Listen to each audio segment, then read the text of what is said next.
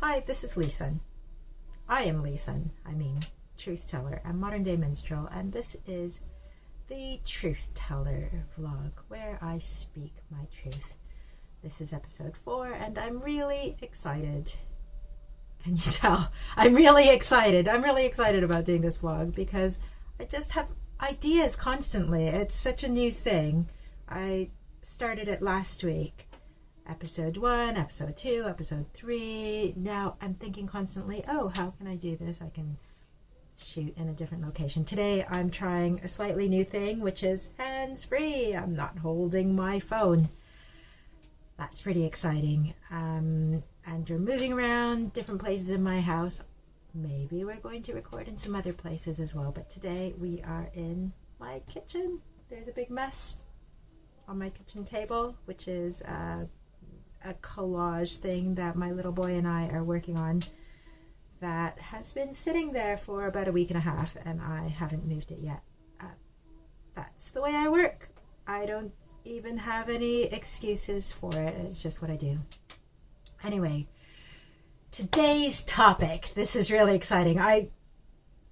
At first, when I started this vlog, I thought, gosh, I'm going to have to come up with a topic every day. I'm going to have to come up with these topics constantly. But actually what I'm finding now is it's kind of snowballing. And today I thought of a half a dozen different things I want to talk about. But for the sake of continuity, I thought it would be nice to follow on from what I spoke about in the last episode. And also if we touched on something that I am really passionate about besides truth.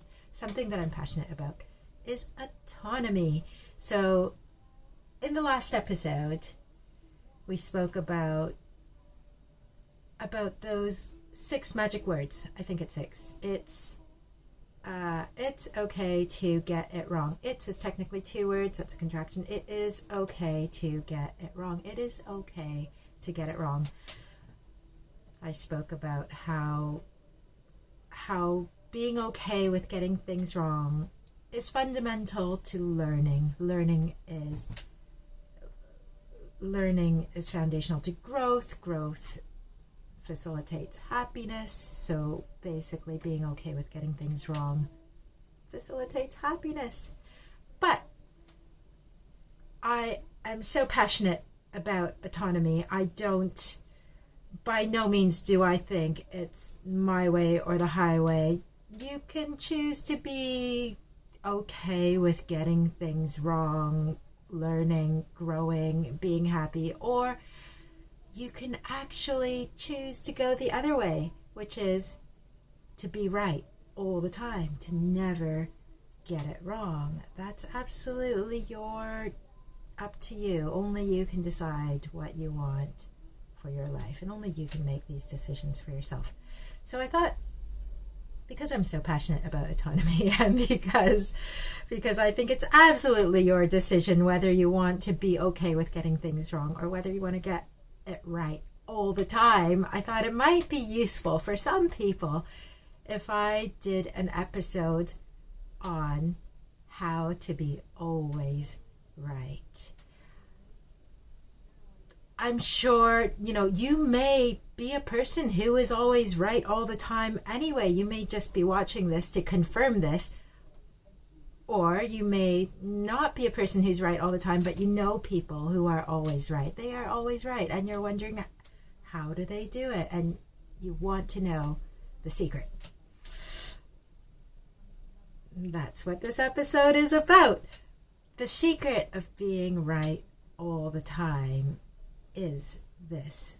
Basically, anytime you feel unhappy about something, anytime you don't like something, basically something goes wrong. You know something's going wrong because you don't feel good. You get angry, you get stressed out, you get worried, you feel something, some sort of discomfort or pain, some sort of emotion that you don't like. You're feeling this, something's going wrong. Well, it's very easy for you to be the person who's getting it right in the face of something that's going wrong. All you have to do is figure out whose fault it is. So let's say, for example, this can get kind of complicated.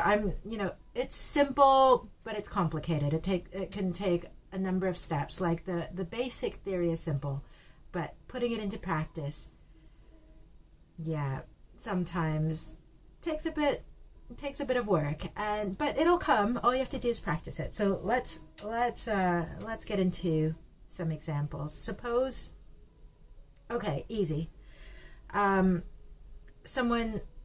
You're driving along, someone hits your car. Ah!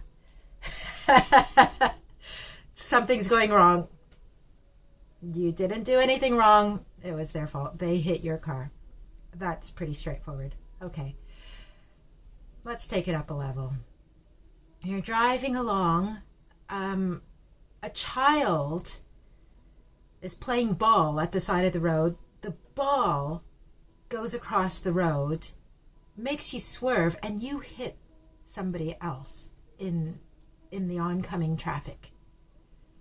Gosh, well, legally speaking, you did something wrong. You went into the lane that you weren't supposed to be in. But it's always possible to make it so that you're right. And so what do we do in this case? Well, it's not really, this isn't the difficult level yet. The child threw the ball. Child should not have thrown the ball. It got in your way. You hit oncoming traffic. One good way of knowing that you're on the right track with this kind of practice is if you use the word should. So you go, they should not have done that. They should have done this. If you can integrate those words into a sentence about other people, then you're on the right track. Let's take it up a level. I'm just making these up on the fly, so they might not be the best. Okay. Suppose you are at home. You go to get yourself some milk for your cup of tea. You love milk in your tea. You can't really drink tea without milk. You open the fridge. There's no milk in the fridge. You're not happy about that. Whose fault is it? Well, it's not your fault, because this is the premise. You are never wrong. It's not your fault that there's not milk in the fridge. Well, who is supposed to buy the milk? If there's someone else in the household who could have bought the milk, then it's really easy. You just say, they should have bought the milk. Suppose there's nobody else. Suppose you live on your own. It's getting a little bit trickier now, but you can do it. Okay, you're the only person who could have bought the milk, but what kept you from buying the milk? Suppose you went to buy the milk. You normally would buy the milk during your weekly shop. You didn't get it this week because while you were shopping, somebody phoned you and that distracted you. You forgot the milk. Person who phoned, right? Okay, suppose there were no distractions while you were shopping. You simply forgot. You went to get the milk and you forgot. Well, why did you forget? Clearly, there were too many things on your mind. So why are there so many things on your mind? It's because other people are demanding things of you that they should not. They're making you do things that you shouldn't have to do. And so you have too much on your mind. That's why there's no milk in the fridge. These things. So you're kind of getting the idea now. Okay, how about something like you're walking down this street and you stub your toe. Well, the thing you stubbed your toe on shouldn't have been there to begin with. Suppose it was the wall. Well, it should have been more clearly marked so that people didn't stub their toes on it. Yeah, well, this may sound on some level like it's kind of a ridiculous exercise, but it really works, and a lot of people practice it. Speaking from personal experience, I have run into people who are so well practiced in this art that anytime you go around someone who is very practiced at this, the problem is that anytime they're unhappy with something, you're going to be the one whose fault it is if you are around that person. You can sort of combat that by practicing it yourself. then you can both be at fault for the other person's things and both be right at the same time. Personally, I'm not saying this is the right way to go, but what I tend to do is I just don't hang out with people who are right all the time, because I'm not right all the time. I'm wrong a lot of the time. And for someone who's wrong a lot of the time, it kind of sucks to be around someone who's right all the time, especially if you're the person who magically seems to be at fault for why